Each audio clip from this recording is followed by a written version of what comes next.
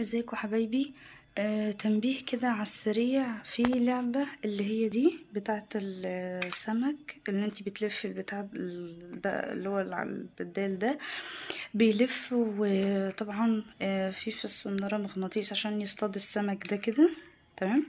طيب اللعبة دي انا اكتشفت ان هي ما تنفعش للاطفال تحت سن سنة، سنة ونص، سنتين.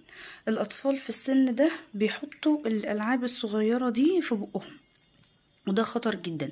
طلعت بالفيديو ده عشان اقول لكل ارجوكي بلاش اللعبة دي طالما طفلك لسه تحت 5 سنين.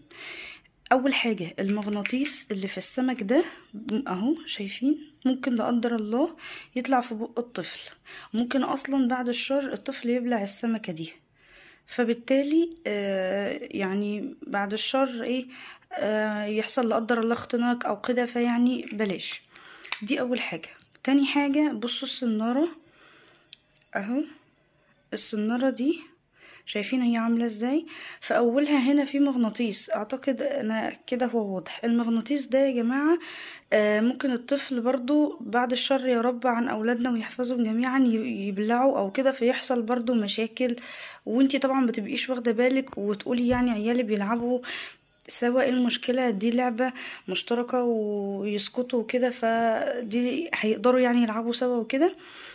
ماشي، انا ما عنديش مشكلة، بس يبقوا فوق سن ال5 سنين عشان يبقى الطفل واعي ومدرك، ما يحطش السمك ده في بقه ولا السنارة دي. فبالله عليكم خلي بالكم. انا قلت يعني ان انا اطلع بصراحة اقول المعلومة دي، حسيت انها مهمة جدا.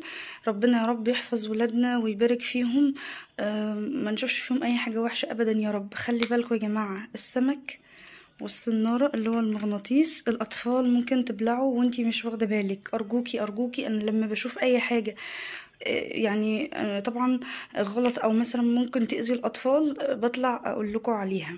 تنسوش بقى تعملوا لي لايك وسبسكرايب وتفعلوا الجرس عشان القناة تكبر بيكم وتوصل فيديوهاتي لكل الأمهات اللي لسه جديدة. يا رب أكون قدرت أوصل المعلومة بطريقة سهلة وبسيطة. وشكرا حبايبي، والسلام عليكم ورحمة الله وبركاته.